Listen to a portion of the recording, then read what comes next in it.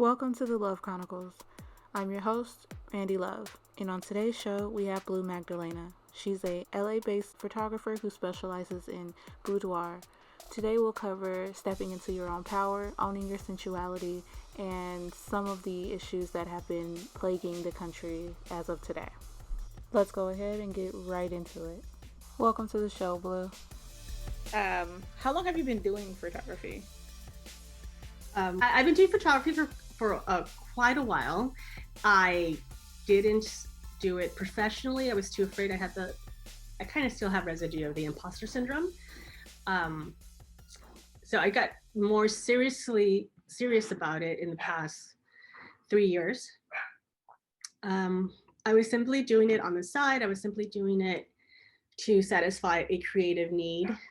I was working as an executive for a makeup company, and I really desperately needed to stay creative. And of course, people think, well, makeup is creative, but not when you're on the executive sides and you're dealing with numbers and hiring and firing and stuff.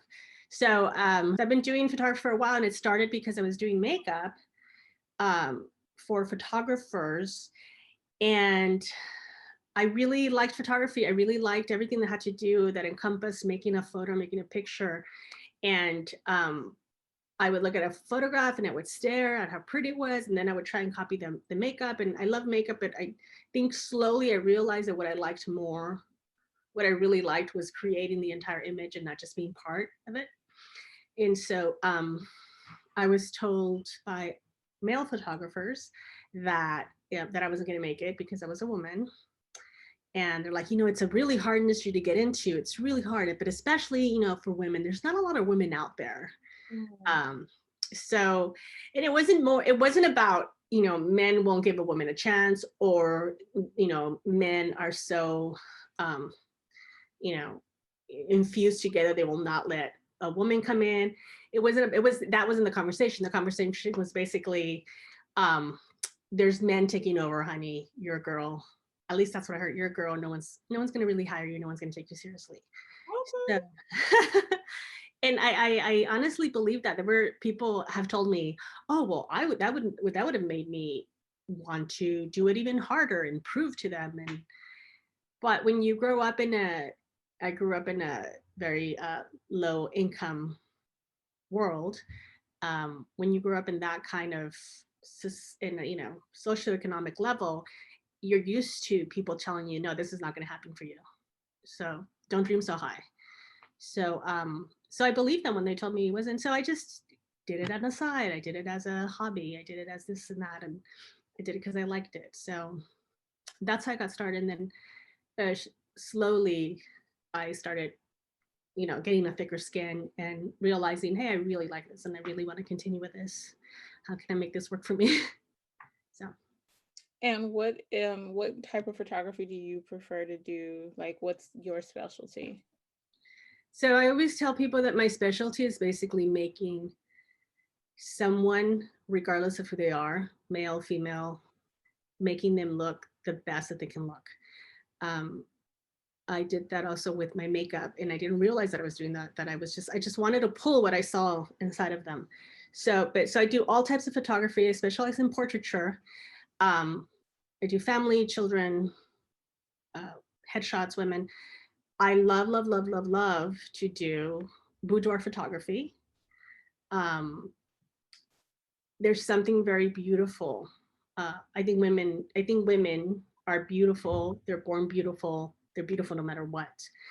And I think we as women do not see ourselves or value ourselves how we should, or even how other people view us. We have all these things going on in our heads that, if only I was skinnier, then I'd be prettier. If my hair was this color, I'd be prettier. Or if I look like that movie star, that'd be so cool.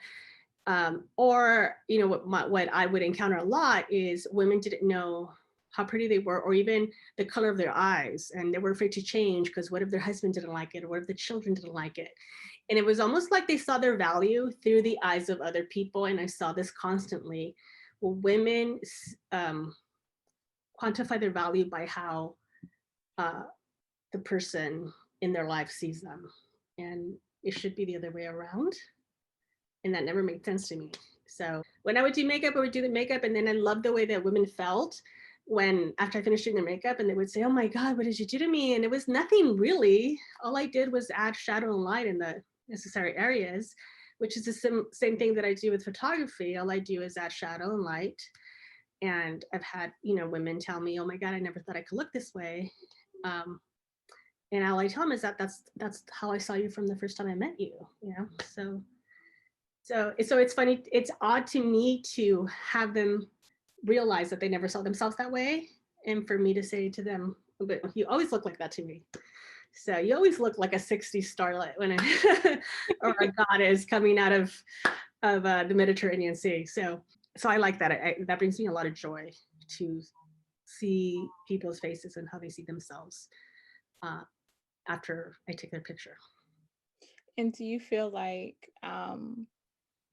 you were saying how you felt going into photography because of what people had told you, do you feel like you stepped into your own power by being able to provide women with that kind of insight that they didn't see Yeah, before?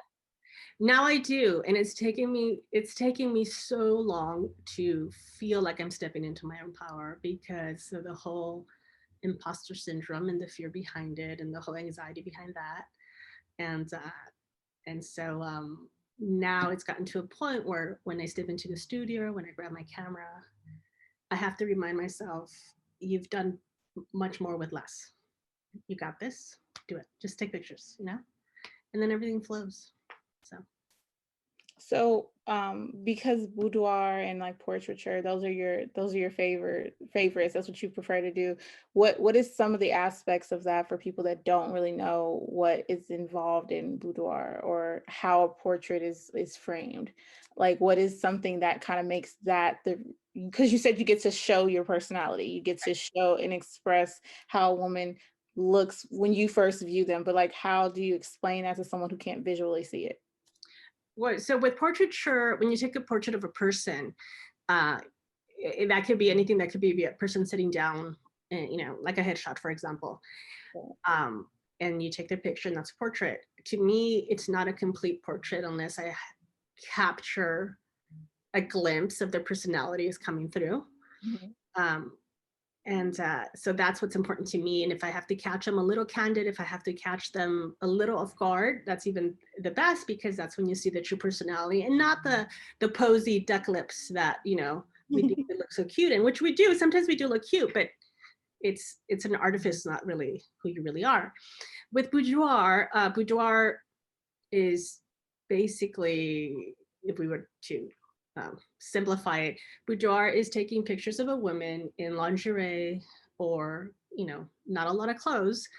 And boudoir, of course, means bedroom in French, something behind closed doors, something that you would only share with, your most intimate people or lovers or yourself. So again, it's easy to take a picture of a woman who is in a bathing suit or in lingerie, but to me, it is a winning picture when you see, and I always tell women, you don't have to be in lingerie, you don't have to be in a bathing suit, you could be in a robe, in a towel, in a sweater. Sexy is a state of mind. And I think for women, sexy is our superpower. Once we tap into our sexiness, you feel powerful. There's this element of getting ready. There's a moment when we're getting ready to go out or getting ready to go to work, and we have our makeup on and our hair's half done and we're in our underwear. And to me, that's so sexy that's such a sexy feeling, because you're prepping yourself to empower yourself for the day to get ready to go to work. And to me, that's really sexy. So yeah, to me, a successful shoot or portrait of a boudoir is when I capture that woman really feeling her power, and you see it. You see, like, it's almost like it sinks in and you're like, there it is. She's feeling it. She owns it. She believes it. It's hers, world is hers. And those are my favorite pictures. I love it. I love it. So what kind of do you have to say to the naysayers that are like, well, women shouldn't be taking photos like that? Like, why would you want to do something that expresses women in that way? That's a great question. I think women can make up their own minds of how they want to express their bodies and how they want to show themselves. We are not taught at a very young age. Yes, our bodies are sacred. Yes, no one should touch our bodies until, unless they have consent. Right. But we're also not taught that our bodies are sacred, like our spirituality is. And just like some people are very comfortable expressing themselves with their spirituality, with whatever religion they feel like, we should also be very comfortable expressing ourselves and in our bodies in whatever way we want, whether we want to put a tattoo or a piercing or take a picture half nude. I don't think it should put a stamp of value on who you are, or a scarlet letter. Oh, she must be a hoe because she likes to always be half naked. Case in point, I'm gonna say the K word, Kim Kardashian, which is, she's a very polarizing person, and she's still taking bikini pictures, and she's still doing things to her body to keep her body the way it is. However, she's also going to law school, and she's also working to free a lot of, incarcerated people that are incarcerated for, not the right reasons. That's amazing. That's amazing to me. So they should never really judge a person for how they're expressing themselves. The thing is too, if we learn to respect our bodies and see our bodies as a beautiful temple and love our bodies and showcase our bodies as a temple, just as much as we're shown as little kids to respect our spirituality, I don't think we would have so many problems going on right now with consent and with date rape and with children not knowing that if somebody's like a 13-year-old not knowing that if somebody's asking you for nudes, like another 13-year-old, that's not okay, So I think because there's so much secrecy behind it and so much shame behind it, we're not able to speak about things that could be harmful to our psyche through our bodies. Side note, yeah, when we were still going to school together, and I was looking up those alumni that used to go to our school, okay. I happened across Kim Kardashian. She graduated from Pierce. I know, I saw that too. I was like, interesting. She's from the neighborhood, Exactly. Calabasas was not far from our school, and I think they lived there for years, like a long time they were in that area. Right. I just thought that was interesting. But on the matter of consent, that is really big and important, because there is that, it is very, very big right now, especially over the past 5-6 years or so.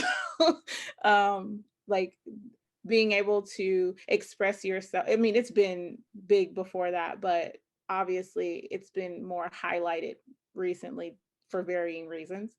But being able to express yourself and wear what you want, do your hair how you want, walk down the street how you want.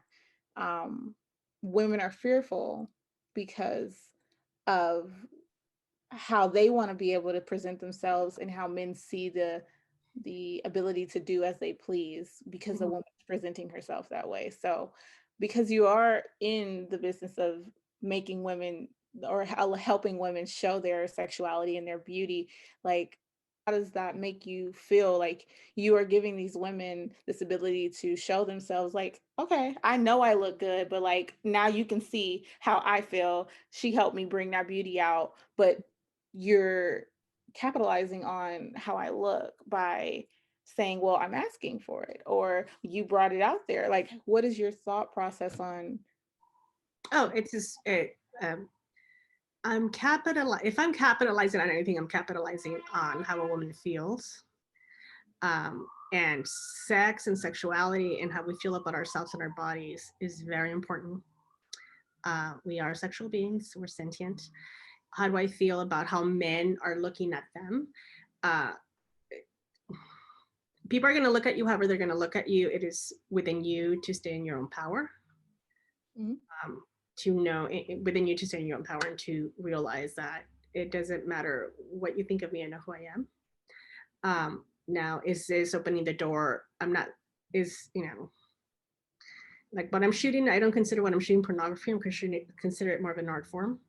Okay. So if somebody is going to say, well, pornography or this type of semi-nude or something is going to cause a man to react a certain way, But I think that's a fallacy. I think a man's going to, I think a rapist or a predator is going to be a rapist or a predator, regardless if they're a man or a woman, or a sexual harasser, if it's a man or a woman, because I had women sexually harass me in the workplace.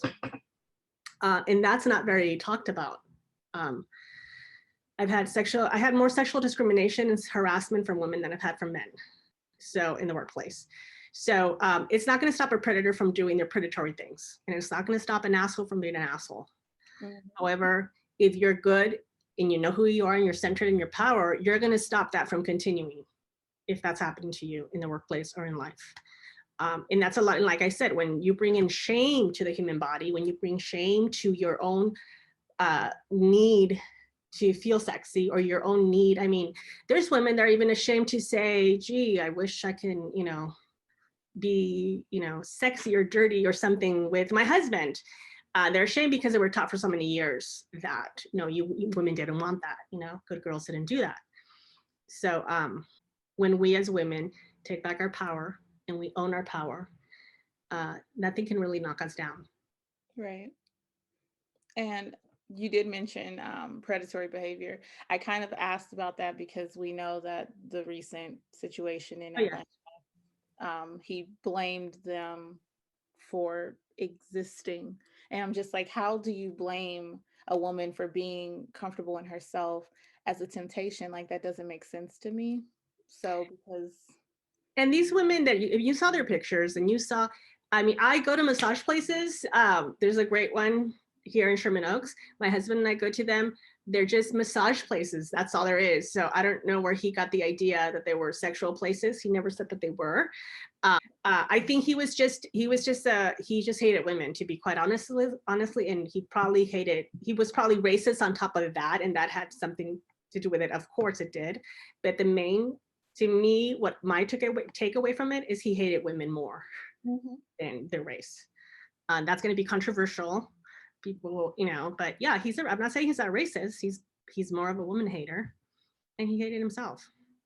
And he took the opportunity because the Asian culture, Asian Americans, Asian people in general are highlighted right now because of the pandemic and what our previous administration had put out there for people to think. So that was just the latest target. That was just the most accessible thought process beyond other minorities. So, and right. And to me, it's kind of a shitty cop out to say, oh, well, I'm a sex addict. It's like, shut the fuck up. You obviously have other issues beyond that. And no. And we don't even know if that's even the whole story, because we only got that clip from that idiot sheriff that spoke to the press, who is also a racist, which, it just made me mad, because to me, he just put a wet blanket over the situation, which is really the hate of women and hate of, Asian people. So, definitely. It just made me mad. And you also touched on something else that isn't often spoken about: women sexually harassing other women in the workplace. Yes. How to address that, because some people are afraid, especially if it's another woman, to say something or speak up to another superior if their female boss of whatever sort approaches them in some type of way that isn't appropriate. Like, they're I think it's even less likely to be reported or spoken about than a man harassing a woman in the workplace. How did you handle those situations? You first handle it. That's not handling it, though. Being in denial is not handling it. But my first reaction to it was like, oh, haha, maybe she didn't mean it, or haha, maybe. And then of course, people in power are very good at gaslighting, saying, oh, she didn't mean it that way, or you took it the wrong way. So, but when somebody tells you, like, I don't like, this is something that I even do now with my girlfriends, when they're like, oh my God, you're losing weight, you look great. That's fine, but don't depict my body like, oh, your butt looks more like this and your legs look thinner. And that's a conversation I had to have with a couple of girlfriends. I'm like, eek, I don't like that. It's now, because now I'm thinking, well, how often have you been staring at my body and depicting each little part of my body that it's so well that now you're saying this, A compliment is nice, but we don't got to go into details. So, Right. yeah, it's, sometimes when I told her supervisor, they told me that I took it the wrong way. She came back apologizing, saying, "Oh my God, you took it the wrong way." And the conversation was basically she telling me um, that everybody was gay, and that I was probably gay because my energy was very masculine, and that I should, that I should try being gay, and then, and then I would decide. Now, mind you, I'm married. And so I didn't like that. And I was like, no, I think I would know if I was a gay person. I don't think it's like Brussels sprouts where you try it and then decide, And so just little things like that, or her telling me, yeah, I was thinking about you for the promotion, but you just got married and I'm sure you're going to have kids. So you're not going to be good for that. Things. So every time I brought it up to her bosses, to the vice president, they were just, "Oh, you took it the wrong way," or, "Oh, are you sure this happened?" Or, she said that didn't happen. So it took about a year and a half or 2 years of me writing things down, of lawyers telling me that it was very hard to prove. Now, this was before Me Too, like right before Me Too happened. And then finally she made a mistake, and she sent an email to almost everybody in the company, giving somebody the promotion that I was up for. She was giving it to a man and giving him $10,000 more a year than me. Wow. And so I was able to take that to a lawyer. So I was able to and all I wanted was to, like, can you just write a letter to my bosses to let them know that this is not appropriate? Like, this is sexual discrimination. And so it turned into a lawsuit, and they still didn't fire her though. They still kept her. So I tell my husband, if I would have waited one more year for the Me Too movement to start, I probably would have paid well. But I did. But whatever. I basically wanted them to know. I didn't want anything. I just wanted them to know, you're not going to get away with this with me. Right. Other people are afraid of you. Other people are afraid. A lot of people were afraid to speak up. A lot of people are afraid of losing their jobs. And people will tell me, even one of the lawyers that I spoke to, will go find another job. And it's like, that's not the point. The point is that things like that eat up your self-esteem little by little by little. It starts questioning even your sanity, because they're saying, "Oh, she didn't mean it that way. You took things the wrong way." So of course you start thinking, well, am I crazy? So yeah, it questions your sanity. It questions who you are as a person, as an employee. And so it eats up your self-esteem. So it's not just about, oh, finding a new job. It's about, no, this is not right. This is what happened. I need to be heard. Right, definitely. So since that happened a few years ago, obviously, have you been focused more on your photography since, or are you like doing, is it still a hobby for you? What are you doing? No, my photography has become now more of my focus, or my only focus. And of course, living in LA, if you want to be any kind of artist, you have to have your focus and then 10 jobs to support the focus.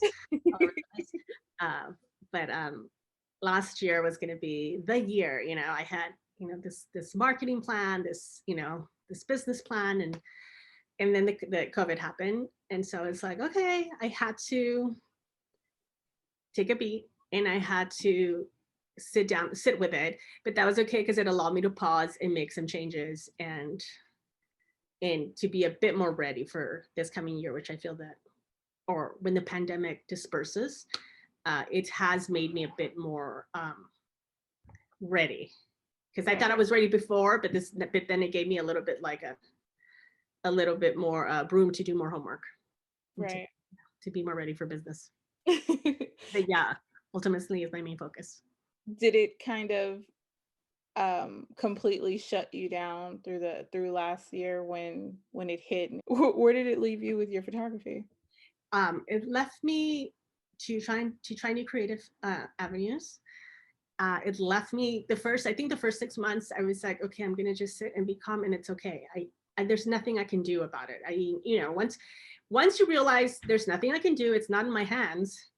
I'm just gonna sit here. I'm gonna see what I can do, virtually, and I'll do whatever I can do this way. Other than that, there was no point on complaining or worrying, or I did worry a little bit, but I couldn't complain or be just really upset about it because there was a bigger picture that people were dying and people were getting sick. So the other half of the year, it got my motor going. It got me, like I said, a bit more creative. So it got me going into different avenues. So I was able to do more family-oriented portraits for families that really felt that they needed to capture their families for holidays or fall, because it was a little scary. You never know when you're going to see your family last. So I was happy in that sense because it opened a new door for me. I was doing it before, but not as much as I did it last year.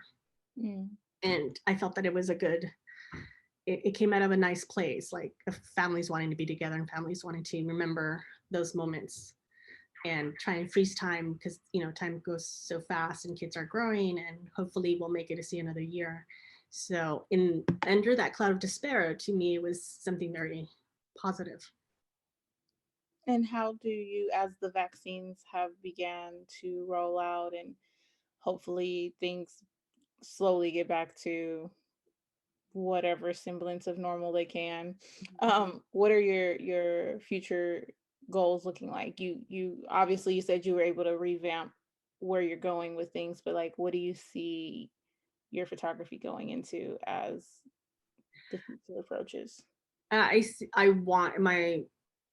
it expanding more. I see expanding both the branch of family portraits, expanding more, as well as boudoir, and adding more fun elements to that, adding different packages to that branch of my art. I started finding love in food photography and still life photography. I started seeing the life, because when you don't, when you're shut down, when the pandemic first happened, and you want to take pictures, you start taking pictures of either your dogs or a bottle of Coke or whatever you have in front of you that looks cute and pretty, or a flower.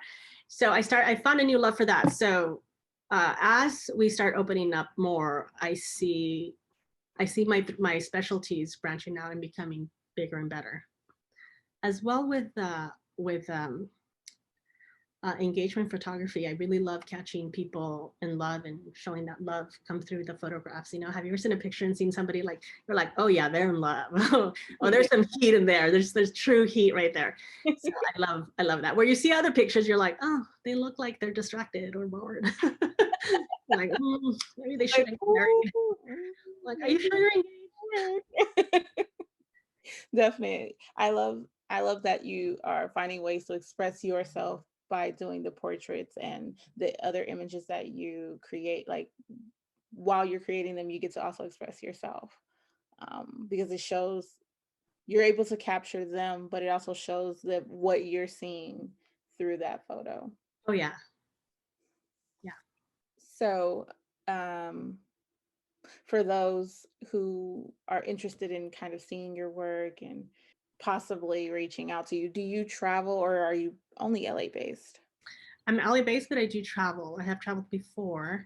But yeah, I'll travel to do, it has to be a specific thing. Like, I'll travel for a wedding, or I'll travel if I have like, I was in Vegas in September, I think it was.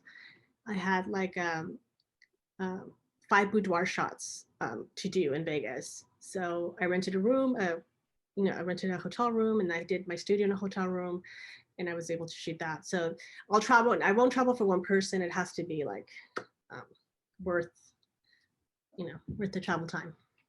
Yeah, that makes sense, because traveling, like, oh, I live in Italy, want to come? No. Yeah.